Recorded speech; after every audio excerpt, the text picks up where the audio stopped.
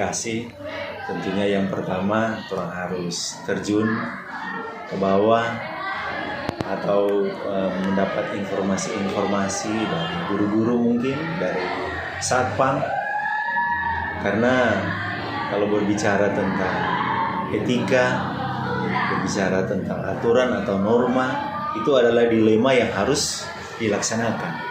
Mau tidak mau itu harus dilaksanakan, karena ya kalau contoh ada peristiwa-peristiwa kemudian kita mengadakan pembiaran, lama-kelamaan itu akan menjadi suatu budaya yang bisa dikatakan ya tidak baik untuk kemajuan sekolah kita. Itulah dilema.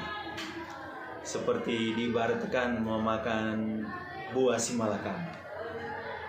Ya, tentunya ketika kita mengambil keputusan harus melibatkan rapat dewan guru. Kalaupun masih sukar untuk mengambil keputusan yang paling terbaik, boleh melibatkan pihak yang lain. Yang penting tidak ada yang dirugikan. Tentunya setiap keputusan harus membawa kemajuan akan pekerjaan pendidikan. Ya, prosedur yang biasa dilakukan pertama mengidentifikasi dulu masalah, kemudian mencari solusi.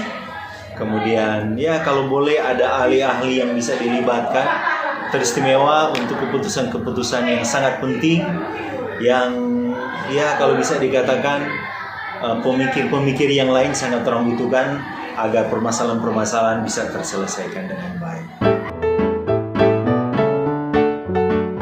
Kalau berbicara tentang hal-hal apa saja atau keputusan apa saja ya diambil, khususnya dilema. Artinya setiap keputusan pasti ada yang diuntungkan dan ada yang dirugikan. Pasti. Tetapi kalau kita selalu berpemikiran ketika kita mengambil keputusan lalu condong, bagaimana kata dia, merasa dirugikan. Tentunya pemikiran seperti itu juga bagus. Tetapi alangkah baiknya jikalau keputusan-keputusan yang kita ambil itu memang benar-benar murni untuk kemajuan akan sekolah. Kalau bilang tantangan, setiap keputusan tentu ada tantangan. Baik itu tantangan dari dalam, guru, tantangan dari luar mungkin orang tua.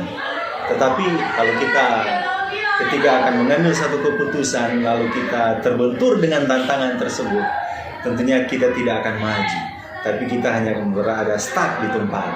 Oleh karena itu kita harus tetap maju. Karena setiap keputusan yang kita ambil, kita harus ingat bahwa itu bukan murni dari kita, tetapi itu merupakan kesepakatan bersama, teristimewa kesepakatan dari Dewan Guru. Ketika terjadi permasalahan etika, kita jangan menunda-nunda, tetapi kita harus segera menyelesaikan saat itu juga. Kalaupun permasalahannya itu agak sedikit berat, baru kita buat jadwal. Tentunya kita juga harus memiliki orang yang saya bisa katakan dituakan untuk bisa memecahkan permasalahan-permasalahan dilema etika. Dari setiap permasalahan-permasalahan yang saya hadapi, pelajaran yang bisa saya ambil yaitu yang pertama, kesabaran. Kesabaran itu sangat-sangat perlu. Artinya jangan ketika kita mendapatkan satu permasalahan atau mungkin orang lain melapor kepada kita terjadi sesuatu, lalu kita langsung emosi tanpa pikir panjang. Oleh karena itu setiap permasalahan-permasalahan yang kita lakukan, yang pertama kita harus berdoa terlebih dahulu, memohon hikmat Tuhan agar kita bisa melewati permasalahan-permasalahan yang sementara kita hadapi. Selama saya ada dilihat dari kebutuhan sih sebenarnya, dilihat dari kebutuhan. Nah kadang-kadang belum ada satu atau dua mungkin yang kita tidak bisa mengambil keputusan itu maksudnya melihatnya yang sama. Enggak, karena kita harus melihat dari dia punya background, dari keputusan yang akan diambil, terus dampaknya. Nah, kalau saya sih melihatnya kayak gitu. Kalau secara apakah itu juga tergantung dengan kita punya aturan atau tidak, polisinya seperti apa. Nah, kadang-kadang tidak bisa disamaratakan. Dan makanya itu harus dilihat dari dia punya porsinya masing-masing. Nah, jika itu pasti akan ada salah satu yang harus kita pilih atau mungkin mendahulukan. Memang itu benar, tetapi disesuaikan dengan kebutuhan kita dan dampaknya yang paling besar. Karena ini menyangkut sekolah, berarti banyak yang harus dipikirkan. Dampaknya, umpamanya kalau sekiranya keputusan itu berdampak lebih besar, itu yang kita pilih. Tetapi itu pun dilihat dari kita punya polisi yang berada. Walaupun mungkin dampak itu besar, tetapi itu menyalahi polisi, kita akan lebih memilih dengan adanya itu polisi. Yang saya paling anggap efektif dari apa yang didapat di sini atau yang dialami adalah approach lebih dulu. Mengapproach, apalagi kalau kita melihat kalau sekiranya ada guru-guru atau peserta didik itu kan semuanya berbeda mereka punya kepribadian, berbeda mereka punya latar belakang.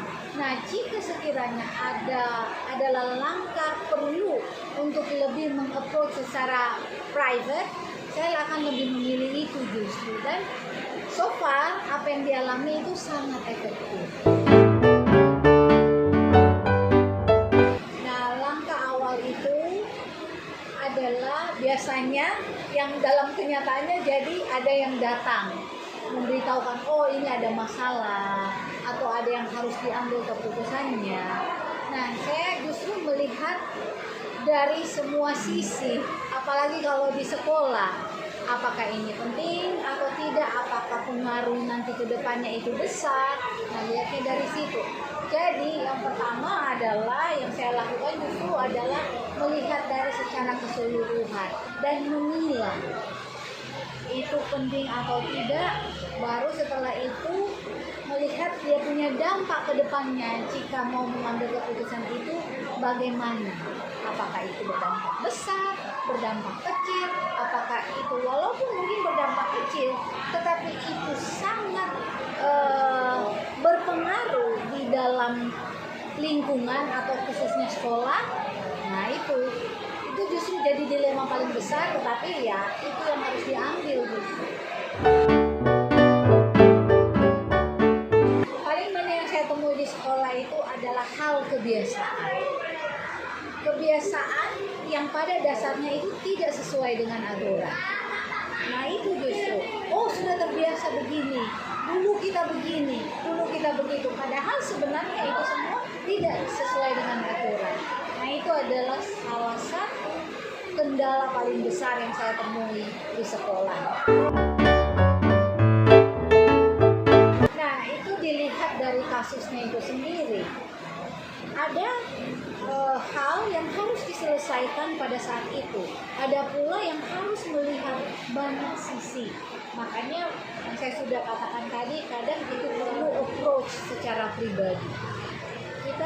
Kalau saya sendiri sebenarnya ada jadwal. Kenapa saya bilang ada jadwal? Karena ada sesuatu yang notabene harus hari itu gitu, tidak bisa ditunda karena melihat dia punya dampak yang akan ada dengan itu. Nah, ada pula yang tidak perlu penjadwalan, kita melihat dia punya situasi yang ada.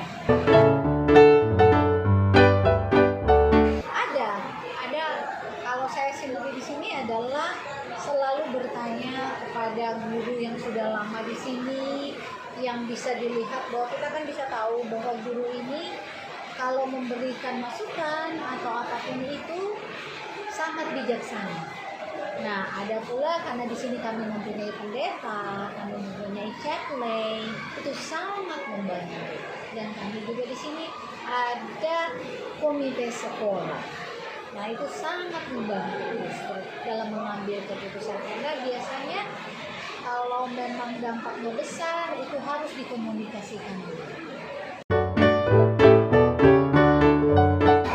Pembelajaran untuk saya pribadi adalah harus lebih sabar. Untuk saya pribadi itu harus lebih sabar dan harus lebih peka. Karena belum tentu, kenapa saya bilang begitu? Karena belum tentu apa yang saya aplikasikan di orang ini atau siswa ataupun guru itu akan berjalan baik kepada orang lain.